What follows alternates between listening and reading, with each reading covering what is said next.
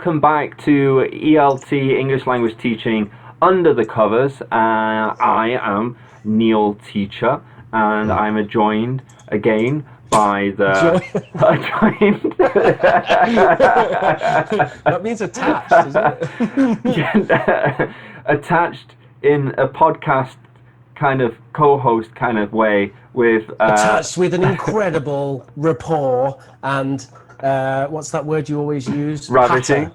Patter? Yeah. Ravishing patter. Ravishing patter. Our podcast has ravishing patter, which is a joy and... Professor Rich. YouTube.com/Professor Rich. YouTube.com Prof Rich Gaming. Do a search. Sorry. Early plug. Are you ready, everyone? Can you tell what the episode's going to be about? Looking at Rich's background.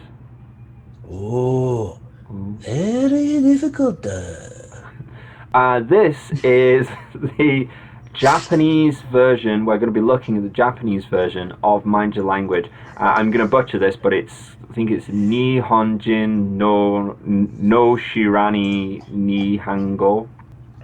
Yeah. Something like that. Sorry, my Japanese is awful. Do you want to give it a go? Nihonjin no Shira Nihongo. Nailed it. I don't know. Absolutely nailed it. I don't know if you did. You're joined with Japan right now. Yeah. So we're going to see this English teaching class with a local Japanese teacher teaching foreigners. Is she teaching them English? No, she's teaching them Japanese. I think she's teaching them Japanese. Yeah. Yeah, I think she is a Japanese language teacher. So we're going to see how the Japanese do it, everybody. Yeah, because this is going to be entirely accurate. Yeah, it is going to be entirely accurate. Much like Mind Your Language is entirely accurate for how we teach English to this day. It was the well, I was just about to say, actually, although we must consider that the English one is obviously parody, the Japanese one, I think, will be an accurate representation of how Japanese language teachers teach. Oh, Japanese. so it's not a comedy; it's a documentary. Okay. I'm glad we cleared that one up. A documentary and a how-to teach. That's not going to get us in trouble at all during this episode. Well, we'll learn. Or in retrospect. We will learn something. We will learn a lot. We will learn. I'm really looking forward to this. I'm incredibly excited. Okay, so then let's cue that up. Let's roll. All right, we're on a bus. Starts a bit differently. They're all looking. Oh, someone's listening to loud music. Uh-oh. Straight in. I hope this is not going the way. What? 耳シャカシャカ音小さくわかる Music loud. Turn it down. おばあちゃん荷物重いあなた立つおばあちゃん座るいい No. いいわよいいわよおばあちゃん黙っといてExcuse me, please. I'm tired. I need a nap, okay? I'll send up these guys to give up the seats. Please, give me a break. Give him a break. No! Oh, I thought she was going to do some karate then. Hwacha! 思ってんのなんか文句あるんだろうけどおばあちゃんに席を譲るどうってことないじゃないてかそれが日本のルールってもんじゃないのあんたさ日本に来たなら日本のルール受け入れなさいよ郷に行っては郷に従え Yeah. 郷は郷よ She's holding the fist up. Yeah. It's wearing a lot of colour, and everyone else is not wearing colour. 座って Yeah, that's obviously deliberate, isn't it? She's also wearing massive heels.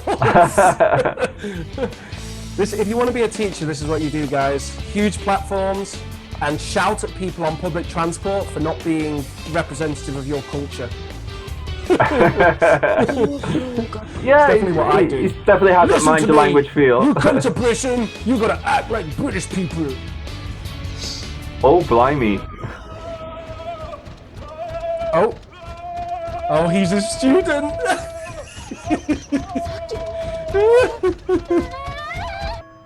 Oh, brilliant. 初日から遅刻か。ふざけたやつがいるもんだよ。でもよか Oh, った it's で her す。 first day teaching? 新しい先生が来てくれるおかげで、他の先生方の負担が減りますから。What is that hair? 優しいよ。 Has he got sideburns on one side? 優しいよ、カトリーヌ先生はよ。カトリーヌじゃなくてカトリです。優しい。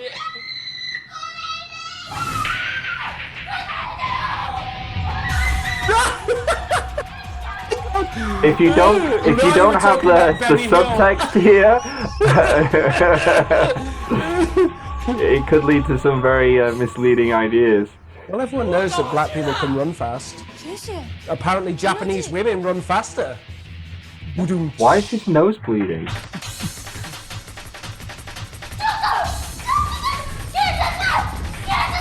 Oh shit. これ以上近づいたら不法侵入で訴えるわ。俺、遅刻かよ。大丈夫だ、ボブ。先生、入れ。なんだ？日本語喋るんだ。部外者は出てってくれ。不法侵入で訴えるぞ。いや教師。もう秋元先生に頼まれてきたんだって。ほら。ちょっと秋元先生は Closest holding it. 部長なら昨日入院した。入院って来週じゃなかったの？早まったんだ。あ、いた！なんなんだよ、君は。なんだ！今日からこの予備校で働く。予備校？ここは外国人に日本語を教える日本語学校だ。また。 I like how they kind of flipped it, and it's her that's kind of got all the misrepresentation wrong.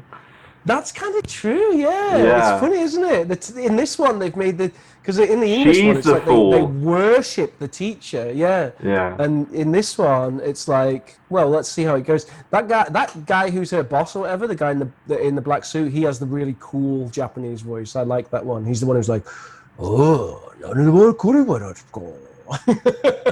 I love Japanese people who speak. It's like in the animes, you always get like the person who's like, like it's like the Yoda figure, you know? Yeah. Anyway. Uh-oh.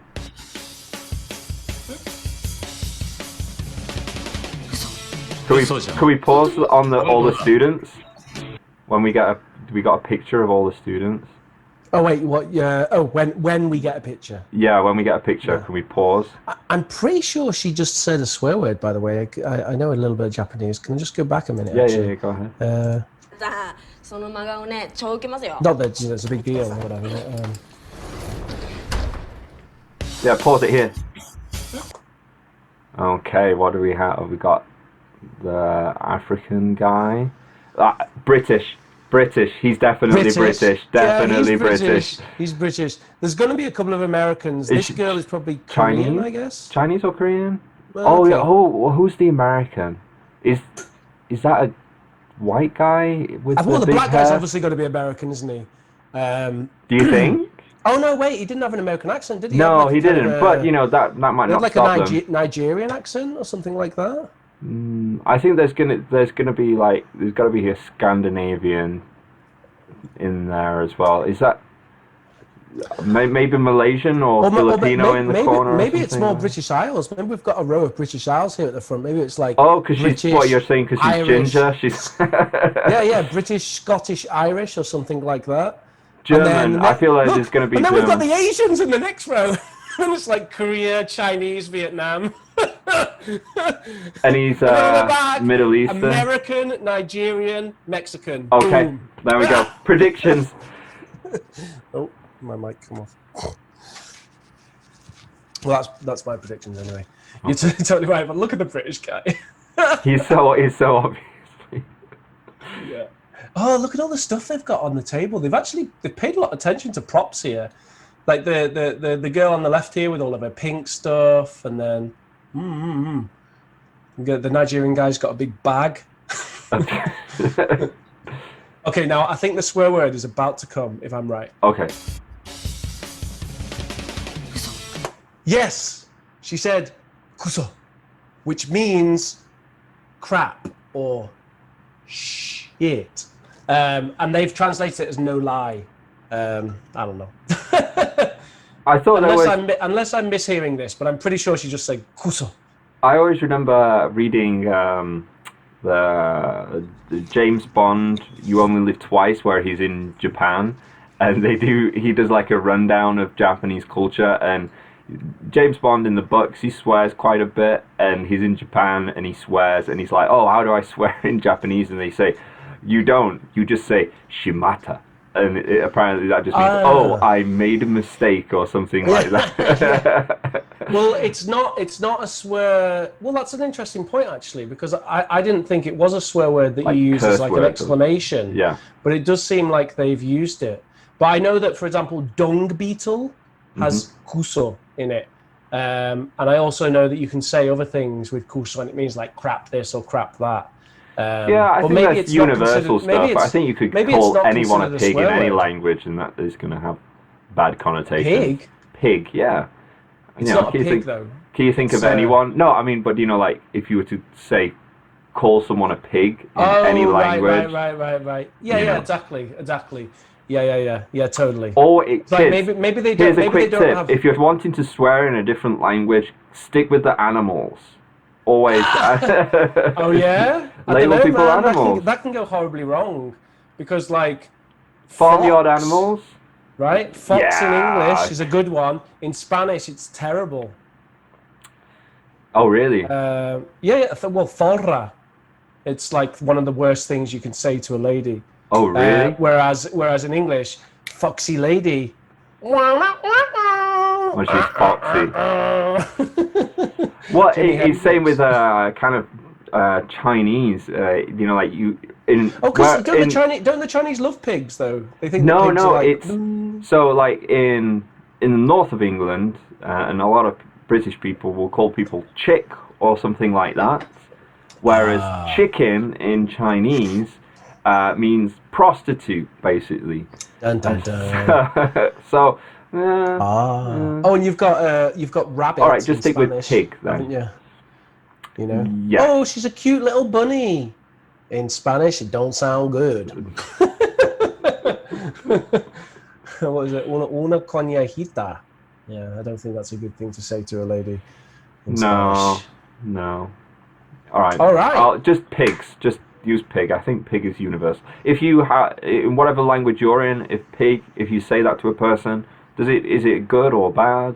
I'd love someone to just comment below and just be like, yeah, pig in my language is fucking awesome. It just means you're like the dude. And pigs are pretty cool. I don't know why people are so, they roll in the mud. Yeah, I don't understand it either. I think there's a history of them carrying diseases and stuff. Really? Yeah, trichinosis. That's the whole idea behind, not eating pork in many cultures is from them carrying trichinosis. Got my window slightly open, mosquito just flew in. Anyway, just let him join in on the react. Yeah, exactly. Hopefully it is a him, and then I don't have to worry about it. It's only the females that sting, just like with. Anyway, let's carry on. 嘘じゃない。本当に？本当だ。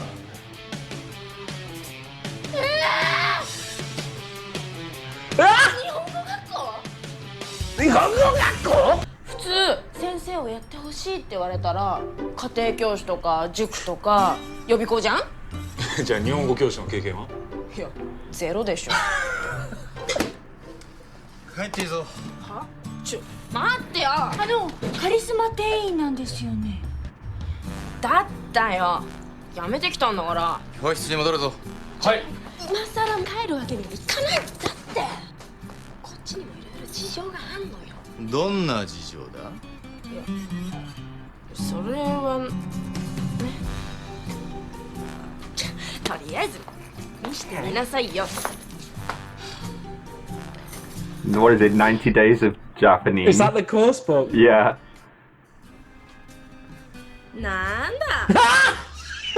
なんだ。私ね、こう見えても高校の教員免許持ってるんで。なもんここじゃ何の役にも立ちません。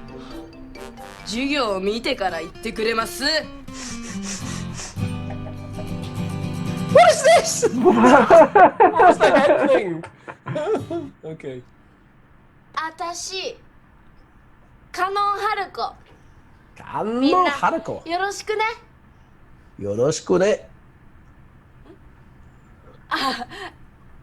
私、春子。先生。わかる？分かってますんで、授業を進めてくだ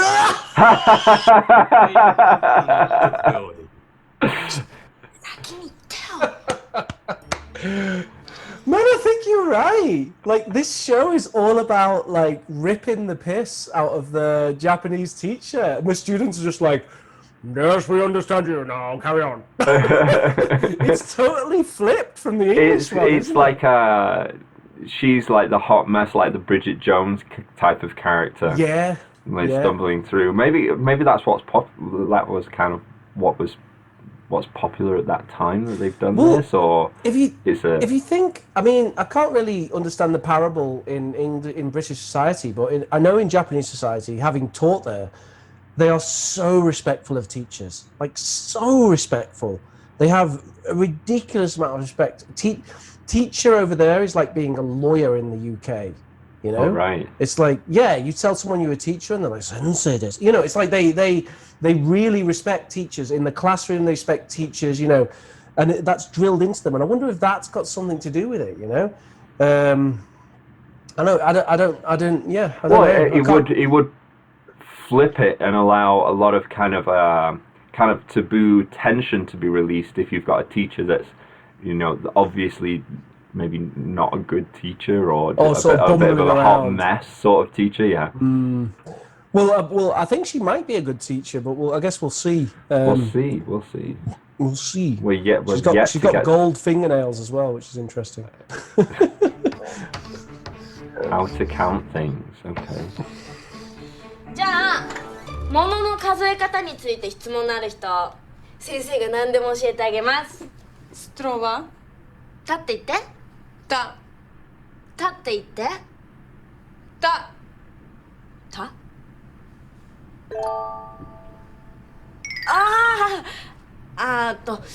立ち上がって言ってください。ストローは1個？ストローは1本って数えるの。細くて I like how they're putting the graphics, I know, it's cool. If I was to remake the Mind Your Language, I would do that with ヘビ English. も一本か。ヘビは1匹。生き物だからね。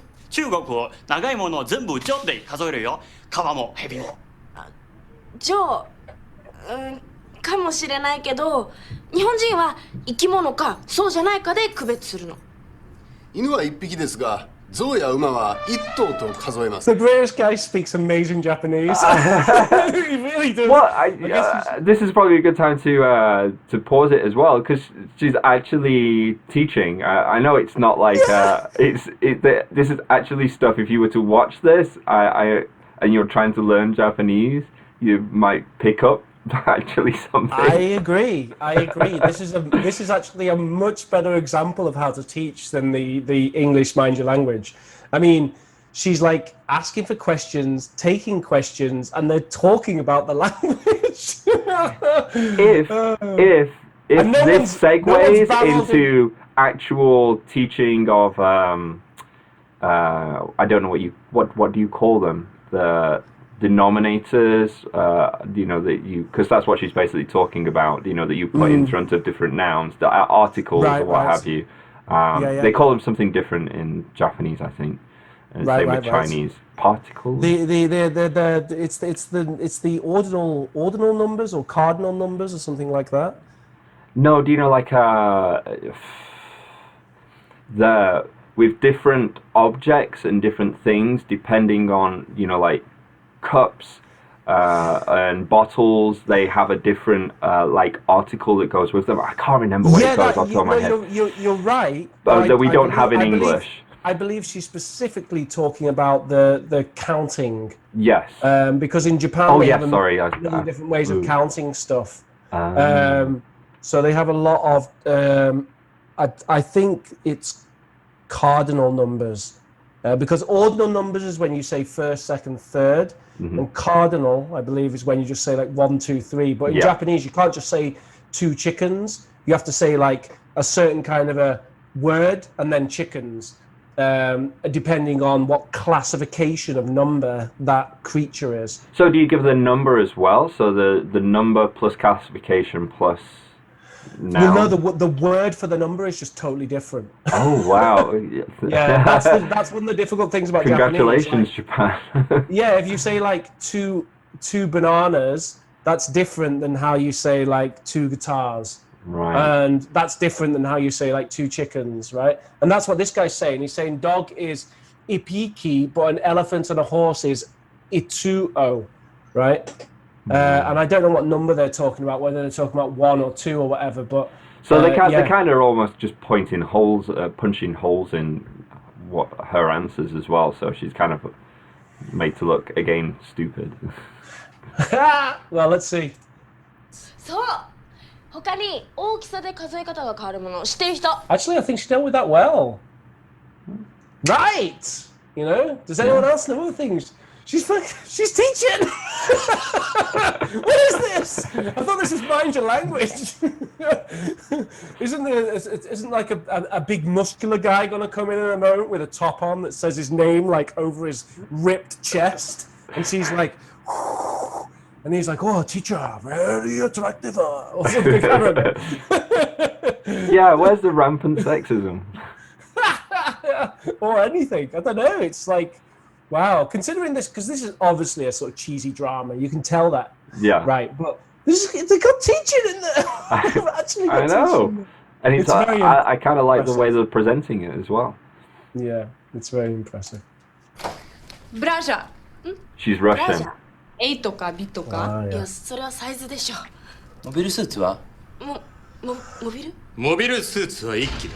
じゃあ人間も一機？いや人間は1人2人だって物じゃないじゃん違う人間は1匹ですここに書いてあります男1匹って本当だじゃあマグロも一匹？マグロは確か1本じゃマグロはその形によっていくつか数え方がある。海を泳いでると This is amazing. It's an actual lesson in Japanese. 切り分けたものが一塊という意味で一頃。それがスーパーでパック詰めされる It's all と animated and 切ることから shit. 一皿。そして人の口に入るときは一切れと数える。 Oh my god. This is fantastic. Why didn't they not do that for like Mind Your Language? Wow. 余計なこと言うからちょっと出てってくれる どうなっても知らねえぞ。 What do you do if you don't know? I told you he's the Yoda figure. 結構です他に質問ある人マグロってどんな字だっけ？漢字ってことマグロ魚辺にありって書いてマグロブーそれ超ダメよはマグロだって中国では超ダメっていう意味だよ超ダ Yeah, because she said boo because she's obviously Chinese. 鮭が日本と中国ではなぜ意味が違うのですか？漢字中国のもの日本人勝手に帰ってずるいさっと元に戻しなさい So I guess all those 3 Asians in the middle are all Chinese? I don't know. She mean, they're all is talking about it from a because she was actually using Chinese, but I don't. Maybe he was given the Chinese perspective. The kanji characters are Chinese characters, aren't they? But they're just used in Japanese. Yeah, they have the same which is thing why in they're Korea arguing as about well. They have the hanja, which is just Chinese characters. Sorry, Korea. Well, it is. It's funny how the languages in the East mixed together, because this is very similar with the Romance languages and the Germanic languages European languages with English. But it's funny to see that played out when you you don't have an understanding of the language. Yeah. It's obviously they're well into doing word plays as well. Yeah, true. In fact, us language teachers were well familiar about this issue, the so-called problem of false friends, which, as we've previously discussed, it's better to celebrate the real friends and not worry too much about the false ones. But I had one the other day, which was mural. So in Italian, which is probably closer to the original Latin meaning, mural very specifically means like a graffiti mural, Right. Where someone it's like street art where someone graffitis on a wall. Whereas obviously in English, mural can mean a whole range of things, including, basically Michelangelo's cathedral or, whatever, right? A mural in English can just be a decorative wall, historic or contemporary. Yeah. So that would be an example of this, I guess, of exactly what they're talking about right now about tuna being like blowfish in Chinese or something. Different types of fish. It is so amazing how they're like actually showing the characters, showing the pictures, and all that kind of stuff. It's fantastic. You really could. If I was learning Japanese, I would be watching this show.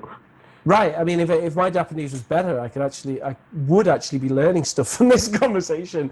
I'm pretty sure that it would be difficult for someone learning English to learn anything from Mind Your Language, but I don't know. We'll have to consider that the next time we watch it, maybe. Yeah. なんでそうやって上から目線なわけ？殴り込みですか？殴り込みじゃありません。みんな仲良くね。マグロもチョウザメも美味しいから。でもいいね。質問してもよろしいですか？はい。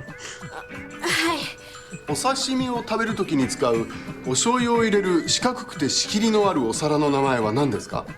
四角くて仕切りのいや名前って言われてもなあ、こうやってラーメンを茹でるやつって日本語でなんて言うんだよ。ラーメンを茹でる持つところが一つの大きい鍋は二つのもあるだろ。縦長の鍋の名前は四角いお蝶はなんて言うんだよ。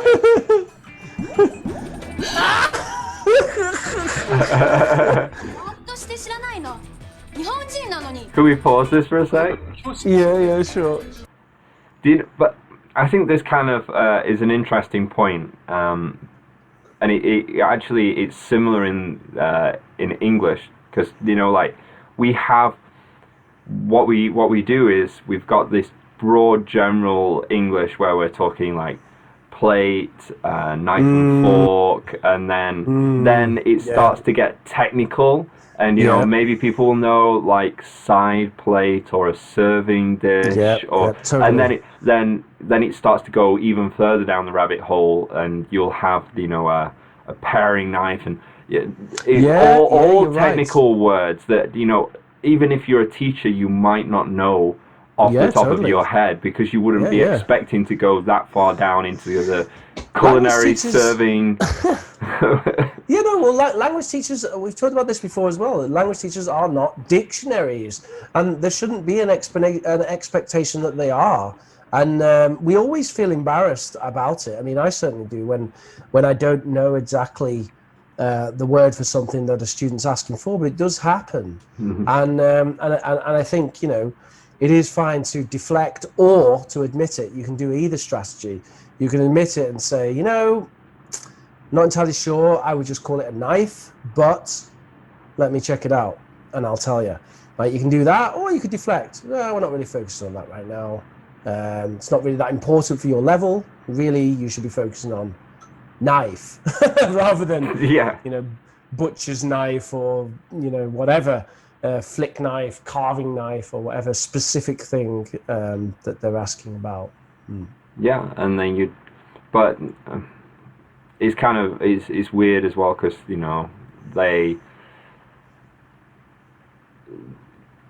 might not need that vocabulary. You know what I mean? If unless you're in that industry, like the restaurant service industry, you might not need that. You could go through your whole life as an English language speaker and not know all the tools within a toolbox because you're not a mechanic. You know, and you pay someone to deal with all that sort of mechanic-y stuff. Yeah, exactly, and that supposedly is one of the big advantages of an actual native language speaker. That if someone who's just learning general conversational English, not necessarily learning, they don't want to learn how to talk medical terms or be an engineer or whatever. They just want to know general conversation English, and they ask their general native teacher a question, and that teacher says, "Well, I'm not really sure what that is." Then that probably tells them that they don't need to know that word either. Because, well, if a native doesn't know it, then you probably don't need to know that in general conversational English. Although it's still, I think we feel as professional language teachers, we always feel that it is still a bad answer either way. I think it's good to give the extrapolation on it. I think it's good to say, even if you know it, or if you look it up while you're teaching, which is what I do these days because I teach online. So I'll just bang it into Google if I'm like, oh yeah, this one. It came up before actually, and it wasn't so much that I didn't know the word, but I couldn't think of it.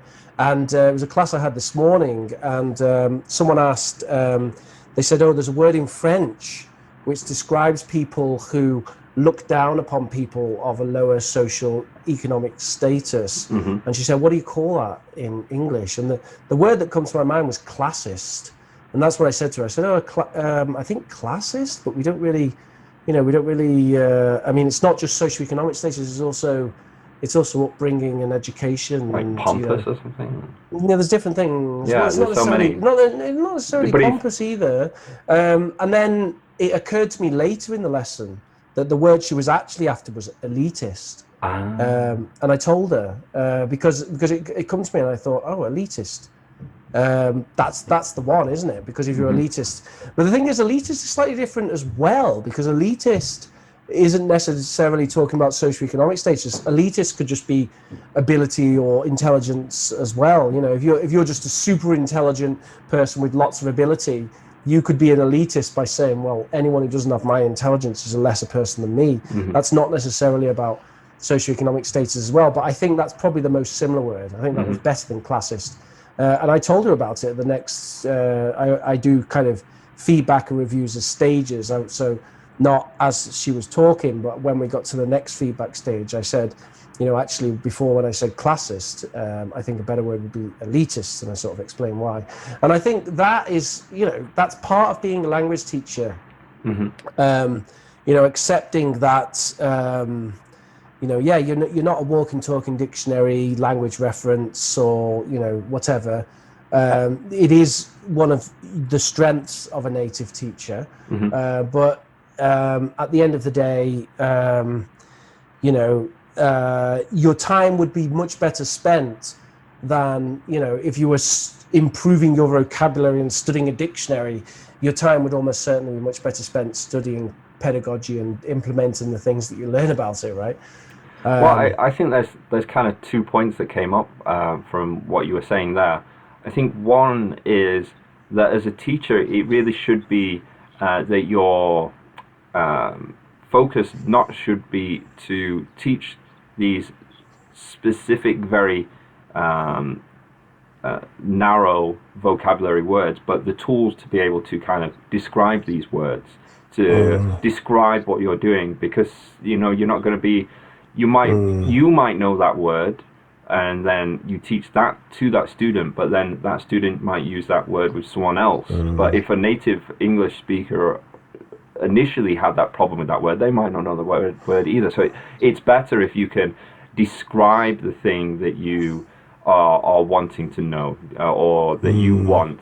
That's the best skill to to have as a learner, to be able to describe and elaborate on, you know, what it is that you want. And also, a second point is that the more that you kind of get down to when we're talking about language and words, there aren't often these words that words are just labels. They're not real things, and we have this shared understanding of what this word means.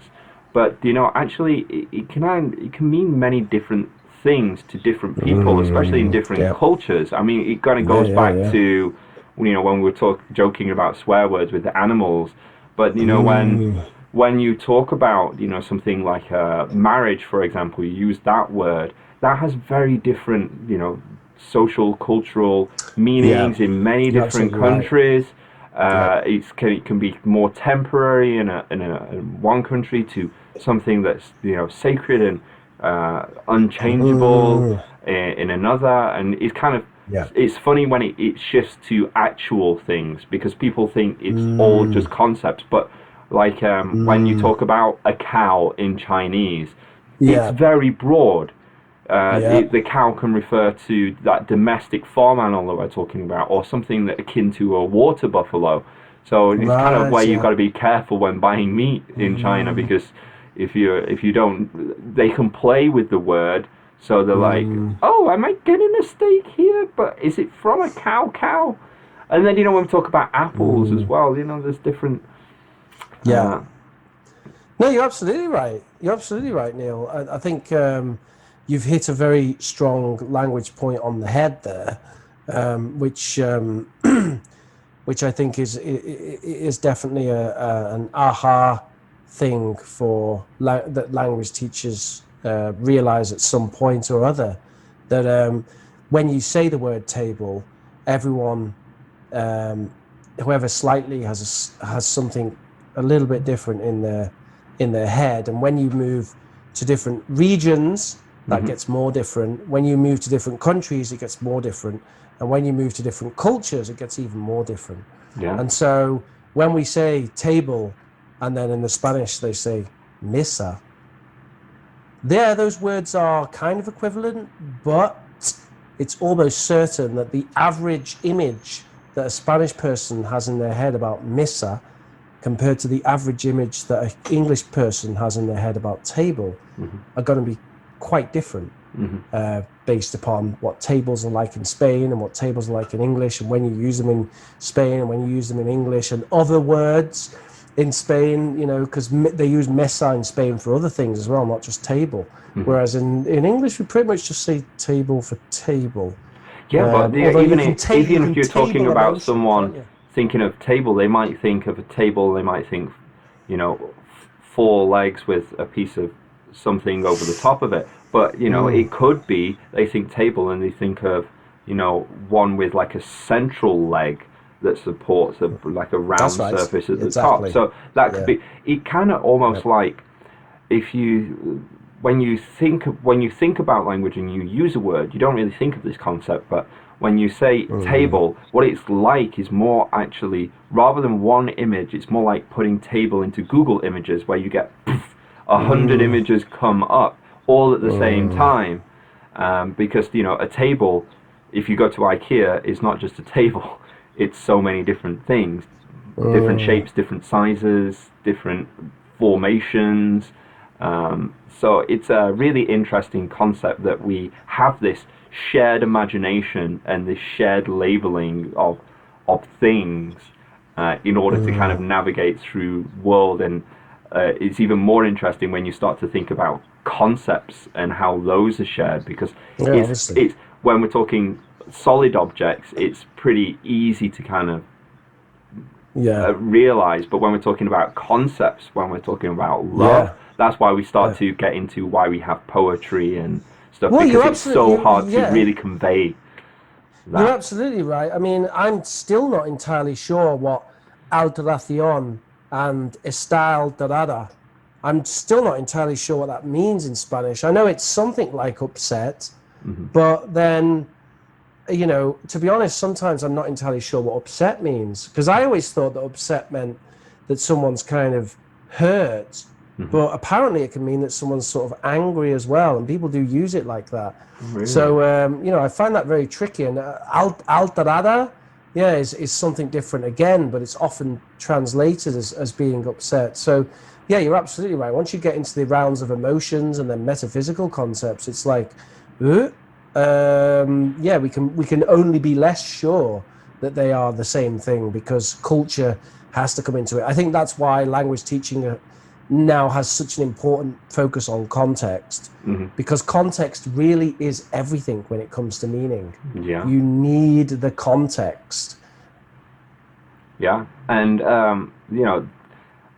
if I was to do Mind Your Language, you could explore a little bit with that, because they do tap onto stereotypes, but there would be a good segue into talking about concepts and context, because you can say, well, I'm British, and what does that even mean? It means that you're kind of from these isles, right? But there was years back this idea of what it means to be British. What is that anymore? Does it mean you eat fish and chips? Because I don't know that many British people that eat that many fish and chips nowadays. But I don't think anyone ever did eat a lot of fish and chips. Yeah. It was all. But then that's the idea that everyone has, right? Yeah, but that's the same thing about like sushi in Japan. That Japanese people do not eat sushi more than once a week, and probably not even once a week. And that's the same thing, as you say, with fish and chips and English breakfast. There's the same thing with paella in Spain, although it's a little bit more true there. They do tend to eat it once a week, but once a week, not more than that. But it becomes a thing that kind of defines you. And it goes back to the beginning of this episode, where she's like, you've got to do as the Romans do. You've got to be like Japanese custom and Japanese culture, but what really is that if people don't follow that anymore? Because the same with the British culture, we had a whole history of rules and regulations of social etiquette, Jane Austen style, that's completely discarded and out of the window now, as everyone kind of moves into the Andy Warhol world of we all drink Coke, from the president to the homeless guy on the street. It's an interesting thing to kind of delve into, and then but then that goes into affecting the language as well, because if we've destroyed these concepts and destroyed these words, what are we actually teaching? What's happening with this episode? I feel like we've done like a postmodernist deconstruction of language teaching. No, we're not trying to say that it's all bollocks, everybody. It's actually all great. We're just, I think really what we can say is that the Japanese version of Mind Your Language is objectively better than the English one, and provokes interesting discussion. Yeah, on language points. I don't feel like got my eyes rolled back into my head constantly as well. It's true. Just that bit at the start with the dude listening to his music loud was a bit stereotypical, but otherwise, well, let's see. I'm excited. Hurry up and teach!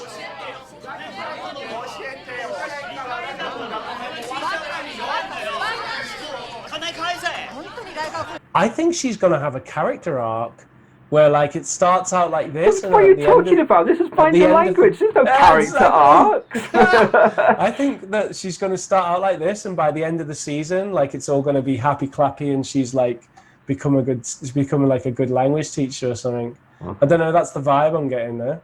Yeah.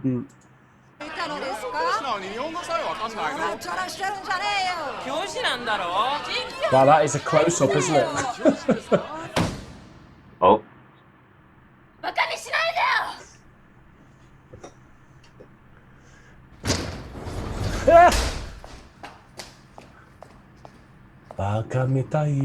Wait, turn around. Turn around. You can do this. You can do this. Eye of the tiger.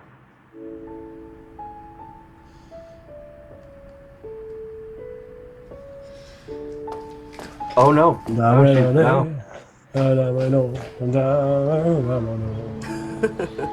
ごめんなさいね。てっきり日本語学校だって言ったつもりだったんだけど。聞いてないよ。Hold on, did we miss a whole bunch about this? Hey, it kind of feels like it, doesn't it? Because I don't think we'd ever seen this woman before. I mean, maybe there's like a pilot episode we missed or something. No, it don't make sense. Because then, no. It's very interesting knowing a bit of Japanese and things occasionally coming up. Like here, where is it? Yeah. Okay, she says "gomen masai," which is I'm sorry. Yeah. 聞いてないよ。 So she says there, I never heard that. She says "kitanai yo." Now, as far I do know the word "kitanai," and I think "kitanai" means dirty. I'm almost certain that it does. Yo, I'm not sure. Well, maybe "kitanai" and then "yo" suddenly is. I heard that, and I don't know. But I'm sure that "kitanai" means dirty. But anyway, this is just nonsense and not related to my silly Japanese learning. ねえ、しばらくうちで頑張ってみない？販売の仕事辞めちゃったんでしょ？まあ。約束は守るから。高校教師の仕事は必ず探してあげる。本当になれんのかな私。採用試験一度起こったぐらいで諦めちゃうんだ。諦めてはないけどさ。だったら高校教師になるための勉強のつもりで頑張ってみない？いや、勉強って言ったって、相手は外国人だよ。外国人だよ。あの時のね、子供たちと一緒よ。ほら、児童館であなたが先生になりたいと思ったきっかけ。先生。本読んでくれてありがとう、先生。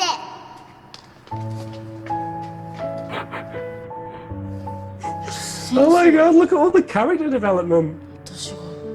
先生、私は。Oh, I thought that was a mum. I guess this is a mentor? Something like that. In a hospital bed? 日本語教師ってね、 On old people's home? ただ日本語を教えればいいってことじゃないのよ。 Just don't teach Japanese. 生徒のサポーターにならなきゃならない。Oh my god. サポータ I ー。 totally agree with that. さん、お熱測りましょうか。はい。じゃあ、加納さん。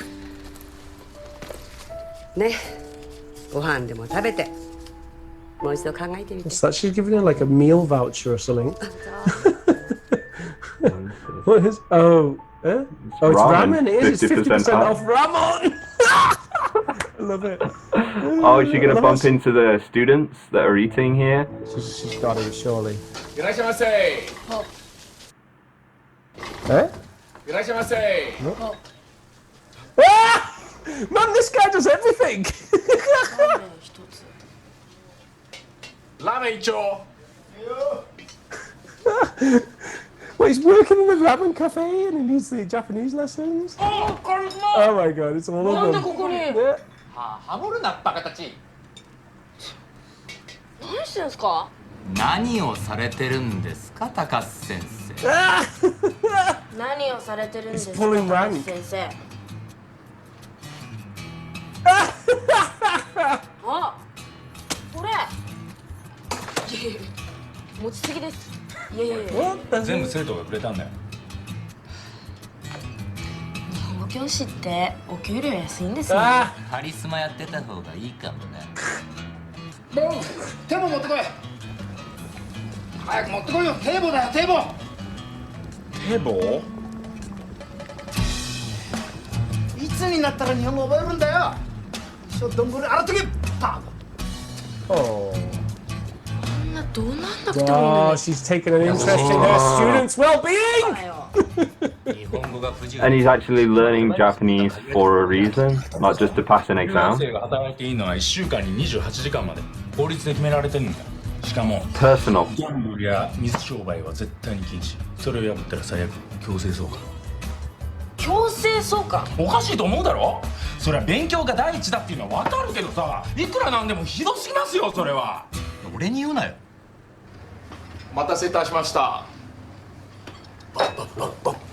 Wait a minute. Wait. Yeah, yeah, So, yeah. They just did that. They just did that. The fucking English one has all these racial stereotypes, sexism and all this shit. The fucking Japanese one is like, you know, foreigners have a really tough time. We need to like help them and look after them and shit. What? Oh my god. Yeah, Oh, of man. how difficult it is for a foreigner in Japan and learning the language. But these guys have done really well, and I'm rooting for them. Yeah, this is. Why did they pay money to ITV to get this license? This is a different show. Yeah. It's a different show. I would Oh, actually man. watch this show. It's cool. I don't know. Yeah. It's interesting. Yeah, it's interesting where they're going with it. Definitely. I mean, do you know if this was made around the same time or was it made later? Maybe it was made in the 80s or something. And it's a bit of a Maybe different it kind of feels world more or something? 80s or 90s. Just looking at Yeah. their transportation.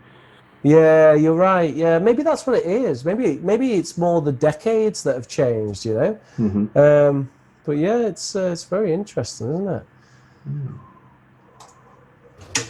あそこの麺を茹でるやつが Oh, ケボだ。 wait. It's knocked into. Yeah, oh God, what's happened there?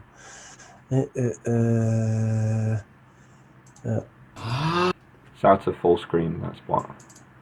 Yeah, we'll have to just clip that, clip it or whatever. Sure. I don't know what I actually did there. Maybe it's a hotkey. You press a button and some weird thing happens. Shall I go back? Yeah, just go back a little bit. Yeah. あそこの麺を茹でるやつがケボだ。 Ah, Ebola. and he's teaching him outside of the classroom. Yeah. あれが手ボか。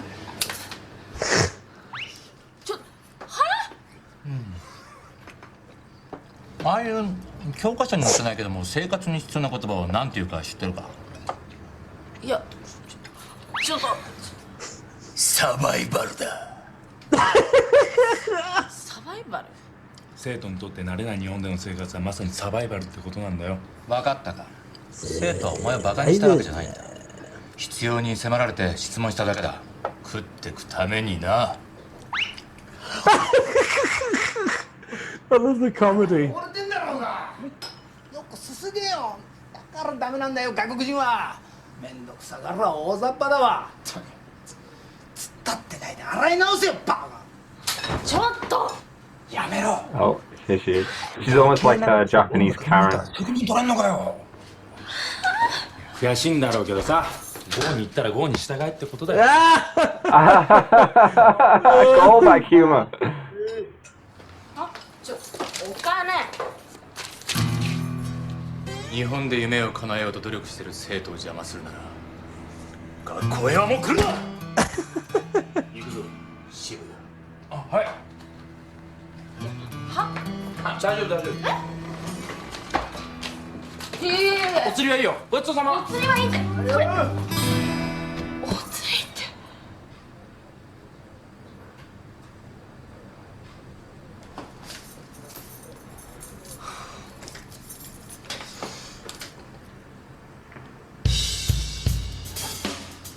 So it's almost. I bet she's gonna got her idea for the next lesson: survival English.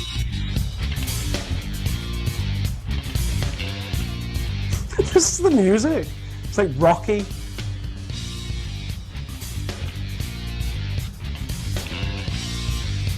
Ramen. She made the slurping noise.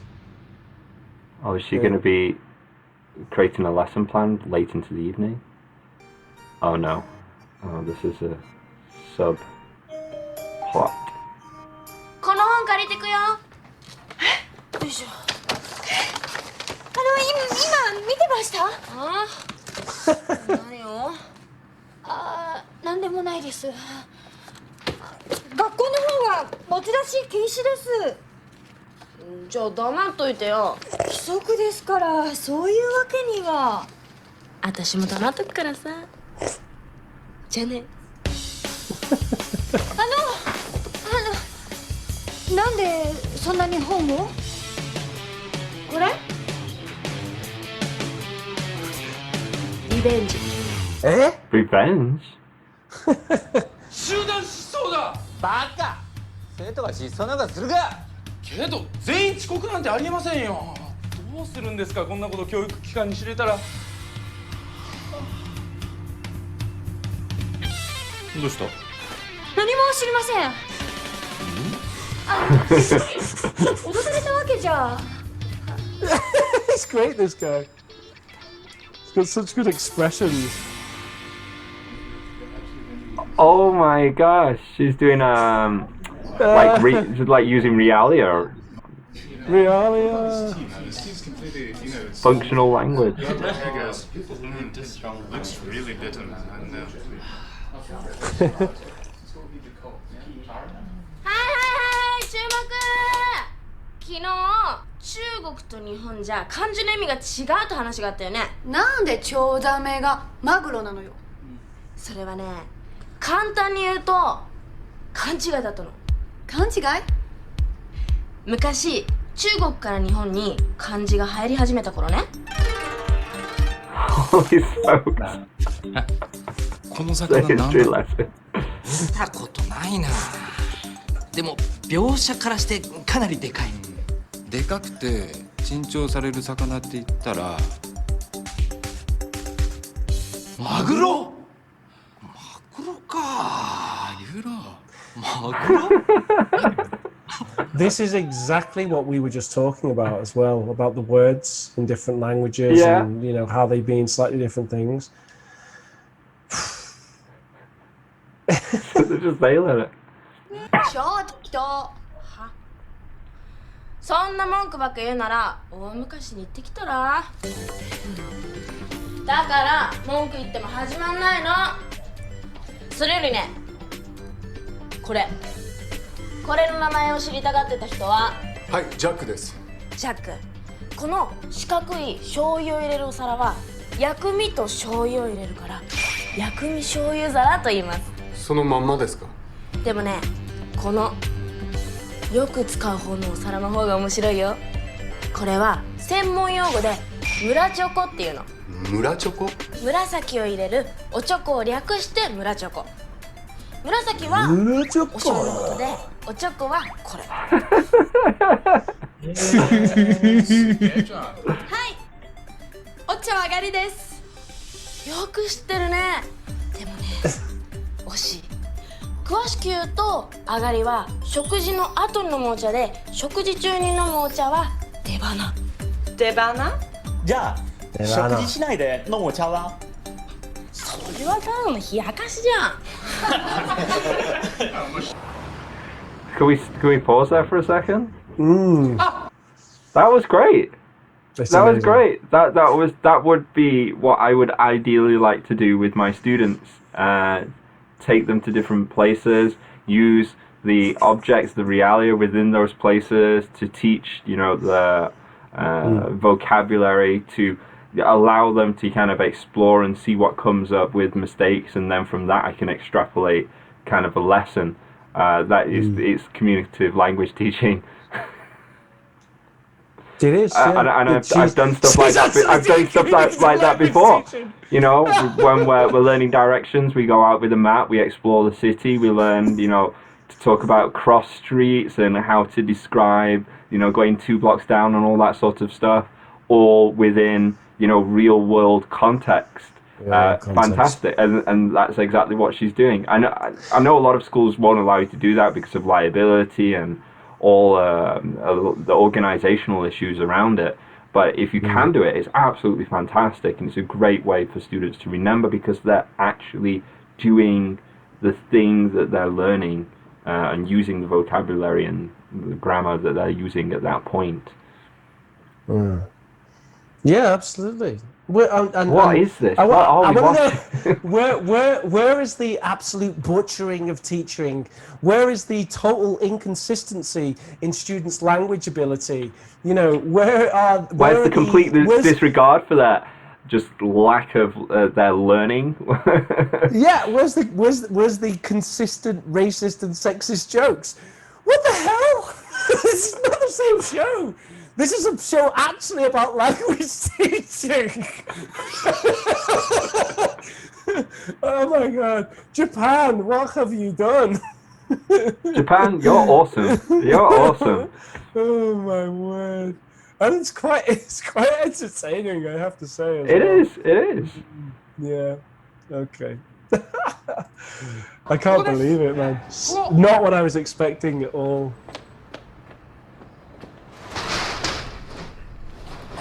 すいません、うちの生徒たち。春子ちゃんに頼まれちゃってさ。奥。厨房。失礼します。 Wow, no way, it's next level.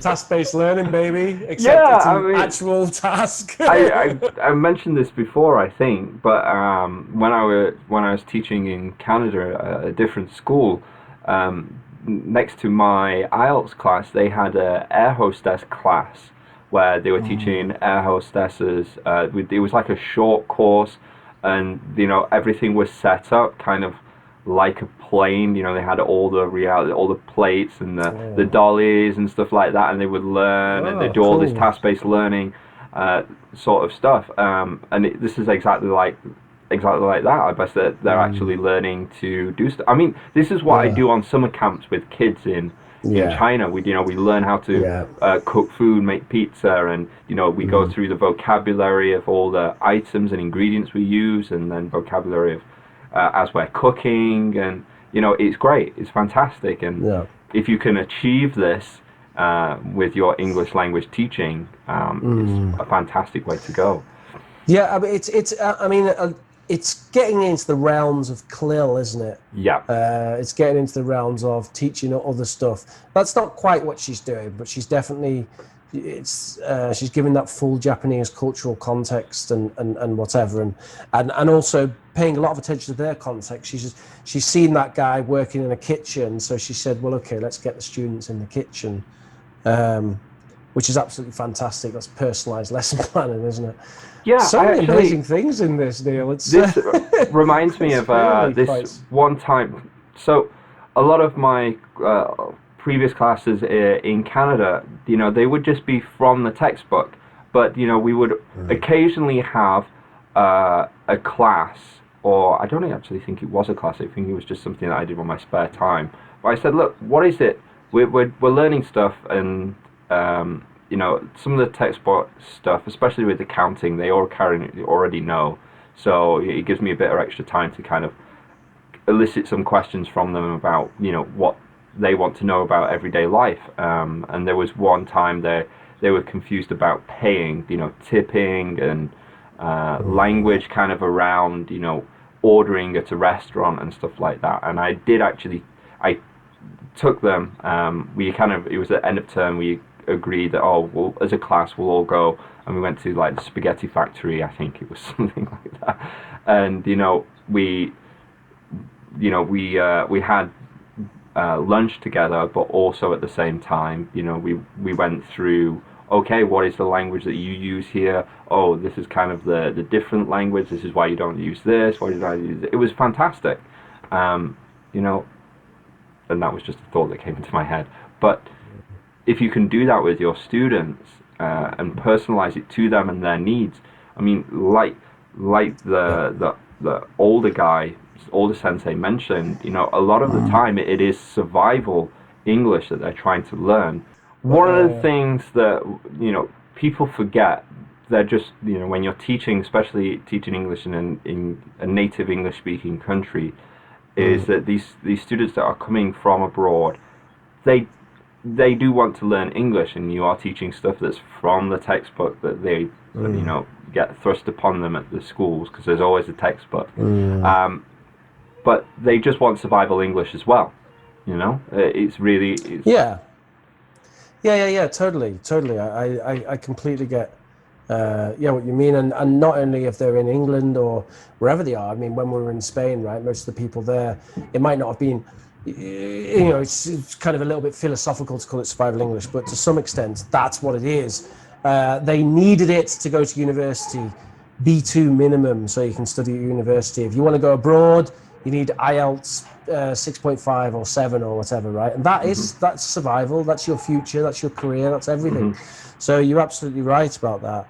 And I think something else this is highlighted to me as well, to bring up a slightly different issue, is the loss of teaching culture as part of English language teaching. And this is something that I bemoan quite a bit, actually. I think it's a real shame that we have steered away in terms of our materials from the sort of from our culture as we teach languages, because I think students are interested in it, and I think it does come as the package, you know. And I think that, look, yeah, if you want to teach international English and you're concerned about, what do they call it? They call it something like linguistic colonialism or whatever, or cultural, you know, whatever, like putting your culture on other people or whatever. Yeah, whatever. The thing is, if I'm learning another language, I want to learn about the culture of that place where I learn that language. And therefore, as a language teacher, when I teach English, I'm also quite happy to teach about my cultural experience, my culture as a British person, you know, and what that means, because I think it comes as part of a parcel of the language. And in my experience, most students want that, whether the linguistic academics think that that's the best idea or not. Well, that's another issue, and actually I think that they don't. But for me, as a language teacher who constantly asks students about this to check, because I am quite aware of it, you know, would you like British cultural lessons? Do you want me to use British English as a standard? The answer is almost always yes. In fact, it's always yes. I don't think I've ever had a student who's actually said to me, no, I don't. Because if they're coming to me, they know what they're getting anyway, I guess. Yeah, that's true. But, you know, yeah, they want that standard. They want that correction. I would counter it a little bit in that when you're teaching English outside of a native English-speaking country, and you've got textbooks and course books that are kind of, you know, going into these idioms and then explaining, well, you know, it's not cricket refers to this, blah blah blah. You know, I think you can give a basis of English without going into a cultural background. I think where it becomes important is when the learner is in the native country and they need to have an understanding of the cultural context of how the English is used. You know, like because it is survival English, and it will vary depending on what part you are in within that native English speaking country. You know, like if you're in Scotland or you're in the north of England to the south of England to Wales, you would have to learn the different cultural context there to kind of integrate yourself within you know, that area. And I think that is important. And, you know, learning a language that goes along with that is important. When it's international, maybe not so much, because, you know, I think I've mentioned this before, when someone kind of goes to a non-native English speaker goes too idiomatic in an international business meeting setting, for example, it can often kind of ostracize themselves because everyone's speaking in a more plain international English. You know what I mean? Yeah, I know what you mean. So about there's a balance. But if you're in an English speaking country, you should be kind of trying to integrate yourself within that area. I mean, I do it when I'm in different countries. I try to learn a little bit of the broader language, but the local language as well. I still remember bits and bobs of Valenciano. Bits of, you know, I know a lot of bits of, you know, Cantonese along with mixed in with my Mandarin, you know.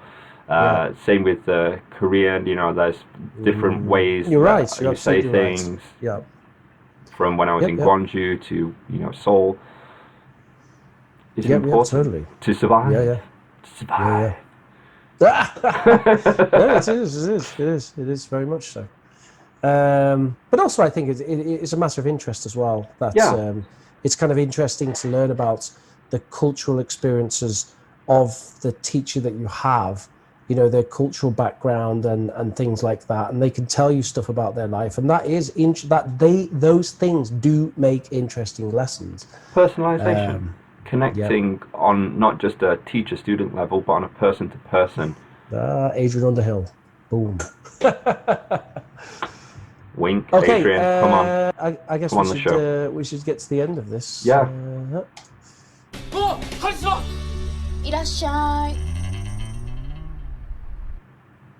なあこれどっちだよ持ち手が一つの方が北京鍋で、二つの方が関東鍋。パルコ、これは？春子だって。これは寸胴。寸胴？人間もウエストがくびれてない人のことを寸胴体型って。寸胴ですね。Oh no! お礼ってどうすんのよ。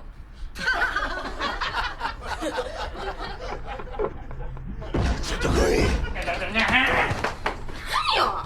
お前な、道具の名前を教えるなら教室でやればいいだろ。言葉だけ教えたって身につかないでしょ。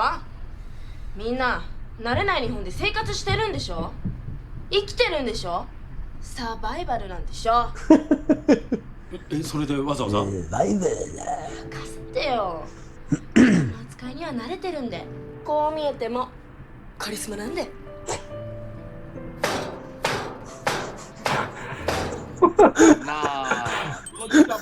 Was that a bit of imagery there? 出るな大雑把だな。親方、お手を見せてあげて。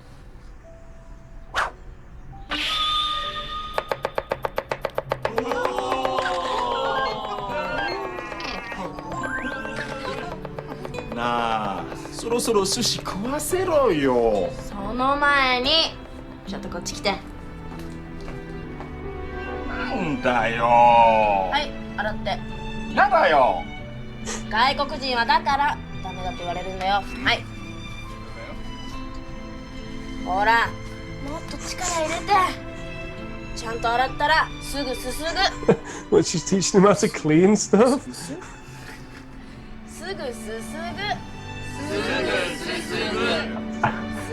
She's doing a drill! She's doing a pronunciation drill! I've actually seen real techniques. What is this? すぐすすぐ。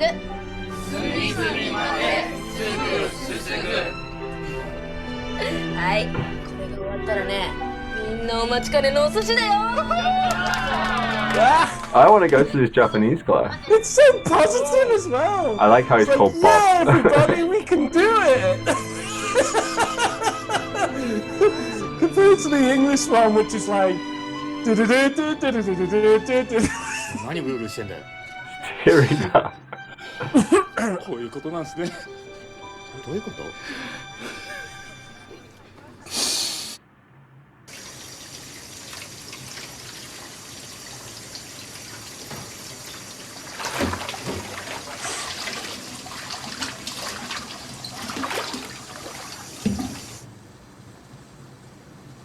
？Yeah.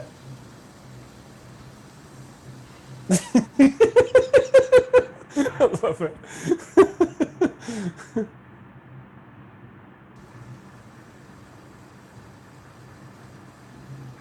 Bob!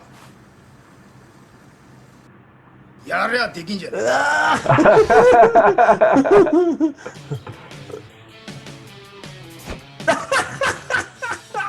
おい、鍋持ってこい。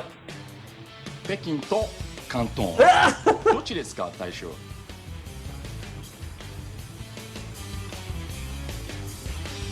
お前包丁使えるか。中華包丁なら少しやった。今日から作る方やってる。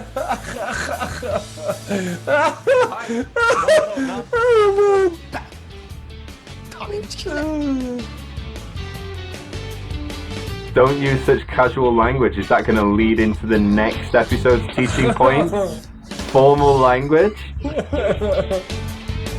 We'll have to wait How and positive see. is this though? Like, Oh man! Like honestly, when we saw this and we saw the first train on the scene, we both thought, there was going to be a bit of there was going to be some racism or some old, cheesy jokes or whatever. But because we were accustomed to, the Mind Your Language in the UK. Yeah, and it's so positive. Like it's so positive. Oh man. It's like moral lessons and stuff. I want to see how they're gonna tie this all up at the end. Yep. よかったじゃん。ありがとうございました先生。先生。Oh, called her sensei. けどさ、そのファッションは先生っぽくない。あ。嘘。こうにいたら。He remembers. この意味分かって言ってんの。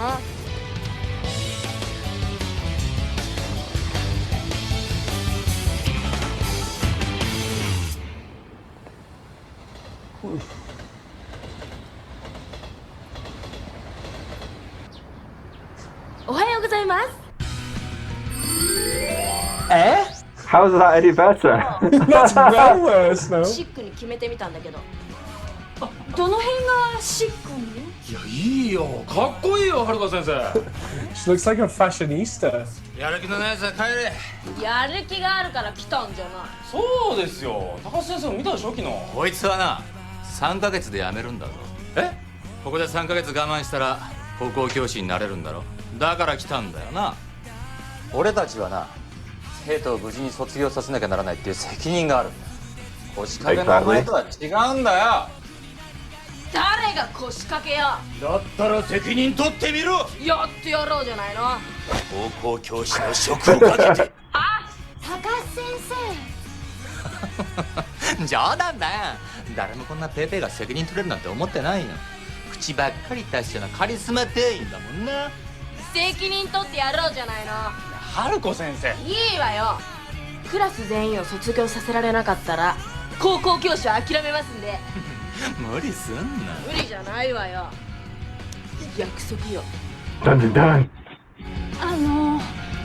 うちの学校に卒業試験があることは？卒業試験？クラス全員を合格させるのたちの難しいんだよ。言い忘れていたその試験。 Sets it up for the rest of the series. 手を抜かないのがわしのポリシーじゃ。約束だからな。カリスマ先生。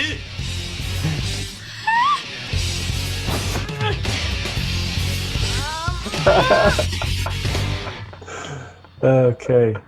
敬語を覚えないと。 Oh, there's next episode. 春子のやることなす。 Oh, the rest of the season. バイトクビになっちゃうし、学校に来なくなっちゃうし、どうすんだよ、春子。春子のバカ。Okay. Well, Rich, I'm all in. I'm all in. It's a fantastic show. Absolutely fantastic. There's a lot to derive from it for being, for teaching, for fun, learning a little bit about Japanese culture. Yeah, great show. I can't believe how much better it is. It's considerably better. Especially morally. Like, it's significantly morally better, isn't it? Yeah. And like you said, it's very positive. And it's positive. It represents teaching. Like it represents the struggles of foreigners. Learning the language in a native land. Not their own. Yeah. I wonder, like, how they. I wonder if they, if they had a language consultant helping them out, or because they are quite. It just seemed quite well informed, doesn't it? You can't imagine that the writers are just guessing when they're doing this stuff. There must be something, some real knowledge about the actual language learning classroom going on there. Exactly. I don't know, man. Yeah, it's wow. What a surprising let's just quickly to happen. go back and kind of summarize, like what going on. She in the classroom, there was some elicitation of questions, and she and I answered them on the spot, and maybe that's not the best kind of way to be teaching a class, but I really enjoyed the explanations and the graphics on the screen. Then also going into other parts, she understands and personalizes with the students what they need when learning English for them, and then teaches that to them within a task-based learning using realia, almost, as you say, to communicative language teaching, and within basically teaching something within the English language, going into cultural and context about why it can be confusing certain words, because that's super important because of lots of false friends that you have, especially in European languages with English. It's fantastic. To imagine that I would have seen that within a comedy show about teaching English. Yeah, totally. It definitely wasn't anything like what either of us expected, I think. Wow, amazing. What a great, great and interesting thing to watch. Yeah. I wonder how popular it was in Japan. If you're out there, you're watching this, and you want to watch more, or want us to watch more, please leave a comment below, because we'd be happy to, binge watch all of this on a marathon. More of Nihonjin no Shiranai Nihongo. Plus, you get to see Rich do more of his Japanese. By the end, if we were to watch the complete season, I imagine that at the end, Rich would be completely fluent within Japanese. それは何ですか? That means what's that? Do you have any kind of final thoughts? No, I feel like we've talked about so much throughout the episode. I don't really have anything extra to add. It's just, it's been great. It's been like really thought-provoking and interesting to go through. I don't really have anything else to add. And there's little dangly bits left there, threads for us to pull on, because I want to know if she's going to help them graduate. I want to know, because there was that little tidbit about like, oh, that was too casual language, and I saw they cut to her and she's kind of thinking, oh, maybe that's going to be the next episode.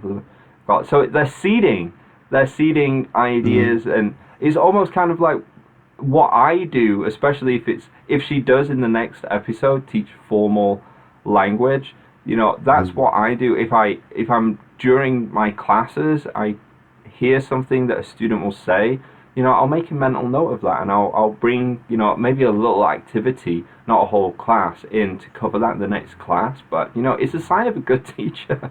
Yeah. Okay, so you're not going to believe this. It was originally a manga. Oh, really? Yeah, they wrote it as a manga. So, and it does seem to be connected to, it was remade in various countries. So they did, it is connected to Mind Your Language, but they first made a manga, and then they made the TV show. There's only 12 episodes. There's just that one season.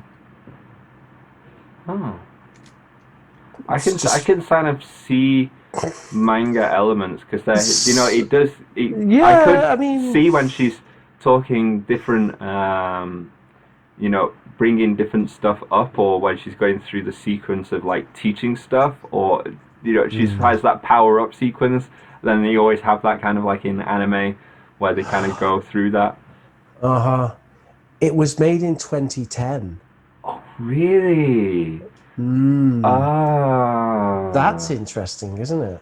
Yeah, it's interesting that there's not as much technology in there. I thought they'd be, have their smartphones out and true. stuff.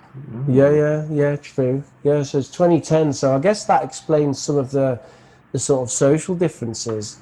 But yeah, I wonder why they would even bother like getting the rights to Mind Your Language. Like, why not just make a show? You know, it's because it's a totally different show, really, isn't it? Yeah, it's whereas Mind Your Language is just basically jokes on, foreign stereotypes for British people in the 70s and making fun of like the language tropes and stuff like that. It's actually pretty thoughtful and does a better job of representing English language teaching and struggles of foreigners learning the local language. Yeah, and it's got character arcs. Yeah, fantastic.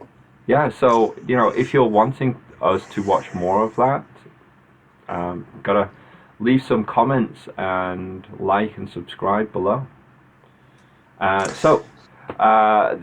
Reaching the end of this episode, so just give a couple of plugs. If you want to see more of myself, Neil Teacher, check out teamteacherchina.com, where we've got a lot of PPTs that you can use for lessons or for games, and other educational content that you can use.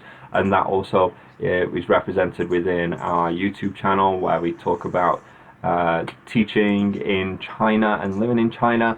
We also have Team Teacher English, where those PPTs that I've just mentioned we've turned into educational videos that you can give homework or homeschooling for kids especially. And we also have Team Teacher Baby, where my teaching journey goes into a parenting journey, and I kind of share the tips and tricks that I learned from teaching with parenting. And then we have the Yep, we've got youtube.com/Professor Rich, which is a channel with learning videos for students of the English language. It's for learners, And then we have Profich Gaming. Just search YouTube, Profich Gaming. Look below this video, click that, which is my up-and-coming gaming channel. Minimum one gaming video a week. I do quick looks at video games. Also got an up-and-coming series, Rich's complex classic games. I just need to work on the title, but it's going to be basically a look at my sort of favorite video games of the last 15 years, but specifically the ones which are intellectually complex, like no other game. So not difficult games, but thinking games. Well, more like, I would say, like games with a massive learning curve, because I think that's one of the things I really like about games is the learning curve.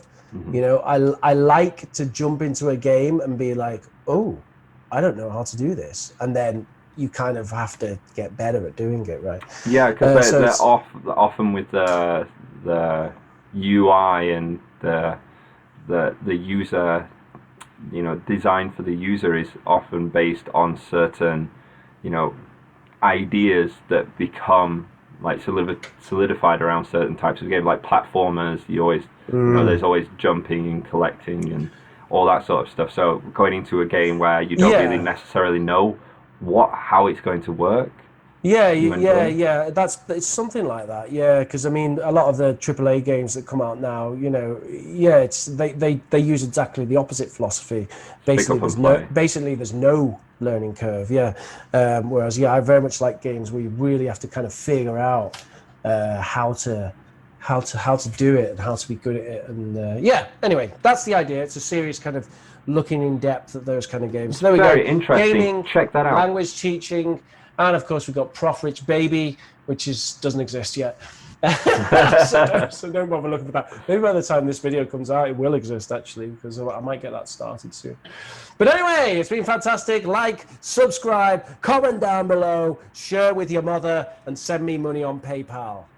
And we'll say goodbye. What's goodbye in Japanese? Sayonara.